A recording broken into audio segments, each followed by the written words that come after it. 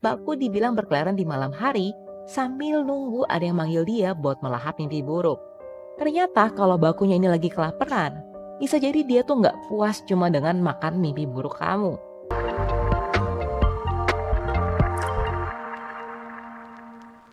Guys, siapa di sini yang pernah mimpi buruk?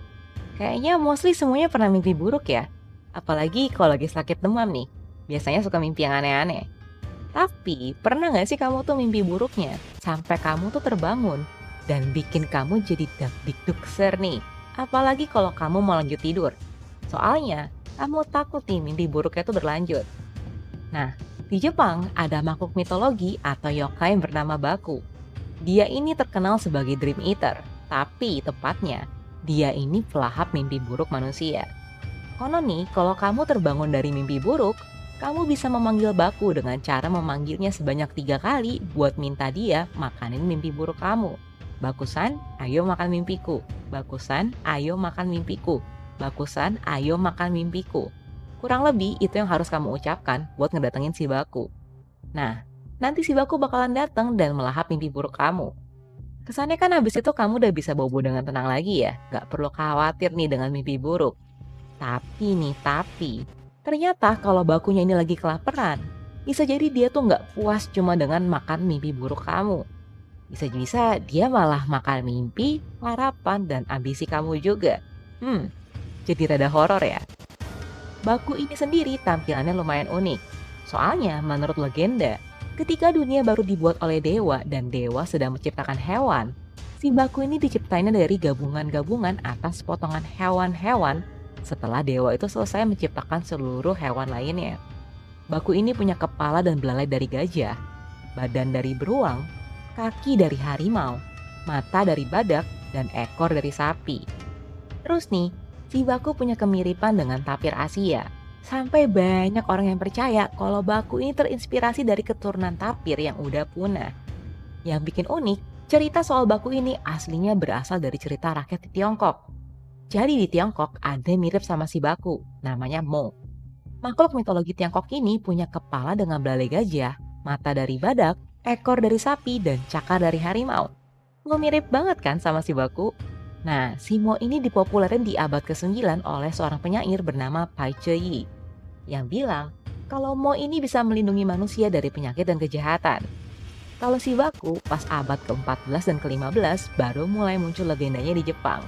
Legenda ini terus berkembang dan menyebar. Saat legenda ini menyebar, Baku dibilang berkeliaran di malam hari sambil nunggu ada yang manggil dia buat melahap mimpi buruk. Perbedaan antara si Baku sama Mo ini dari penggambaran fungsi mereka berdua. Kalau dari legenda kuno di Tiongkok, si Mo ini digambarin sebagai makhluk yang diburu bulunya buat digunain sebagai jimat yang bisa melindungi dari roh jahat. Si Baku tentunya buat melahap mimpi buruk. Terus di Jepang, si Baku nama dan gambar sendiri juga digunakan sebagai simbol keberuntungan pada jimat juga. Terus di zaman dulu, umum banget kalau tulisan kanji dari Baku ini disulam ke bantal. Tujuannya buat menangkal mimpi buruk, penyakit, dan juga roh jahat. Terus juga nih, gambar si Baku ini juga diukir di pilar-pilar yang ada di pintu kuil serta tiang-tiang yang menopang atapnya. Nah, seiring berjalannya waktu lagi, menjadi hal yang umum banget kalau anak kecil di Jepang ini menaruh jimat Baku di samping tempat tidurnya untuk menangkal mimpi buruk. Dan sampai saat ini, kepercayaan atau tradisi ini masih dipegang di Jepang. Oke, sekarang saatnya kita telaah nih. Si Baku tuh muncul di karya seni apa aja di Jepang? Pada tahun 1791, Baku muncul dalam ilustrasi Jepang yang ada di dalam cetakan balok kayu Jepang, lengkap dengan kepala, gading, belalai gajah, dan juga cakar harimau. Kemudian pada seni patung Netsuka, Baku digambarkan sebagai monster yang sedang berjongkok. Gambaran patung ini diciptakan oleh seseorang yang bernama Sadatake, yang merupakan seniman periode di Edo. Dan juga di awal abad ke-17, Baku muncul dalam manuskrip yang bernama Sankai Ibutsu. Di sana, Baku dideskripsikan sebagai makhluk yang pemalu. Tentunya, Baku si yokai pelahap mimpi buruk ini terkenal banget juga di pop culture. Walaupun di era modern ini, mungkin penggambaran si Baku lebih ketapir ya. Beda sama tampilannya dia di masa lalu atau tampilan tradisionalnya. Mungkin karena kata Baku di Jepang juga ternyata berarti tapir. Nah, jadinya penampilan Baku di pop culture yang terkenal macam Drowsy atau Hypno di Pokemon ini tentunya bentuknya seperti tapir pada umumnya. Terus di Pokemon ada juga yang namanya Munna dan Musharna yang terinspirasi juga dari Baku nih. Di Digimon juga jelas banget, ada yang namanya Bakumon atau Tapirmon. So yes, ini jelas banget terinspirasi dari Baku. Terus di cerita fiksi yang terkenal, si Baku muncul di karya Neil Gaiman yang berjudul The Sandman: The Dream Hunter.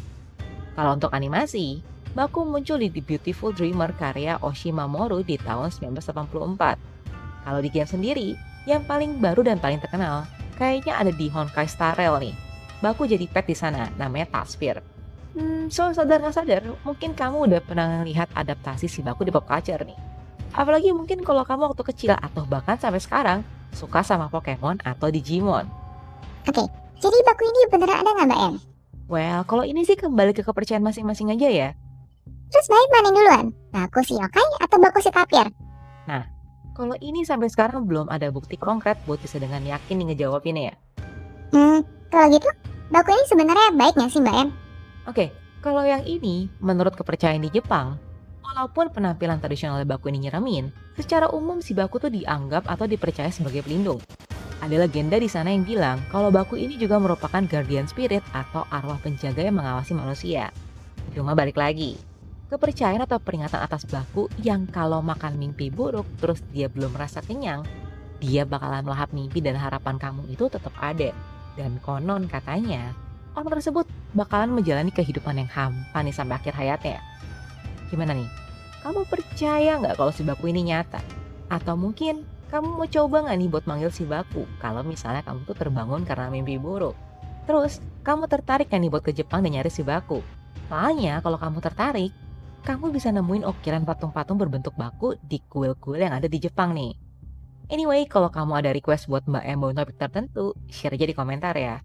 Atau kamu juga bisa reach out Mbak Em di sosmed Mbak Em yang lain. Dan tentunya, thank you udah nonton video ini dari awal sampai akhir. Jangan lupa buat like, subscribe, dan share video ini ke teman-teman kamu ya. Mbak Em dan Michi, pamit dulu. See you di video 1 Fakta Sejuta Cerita berikutnya. Bye-bye!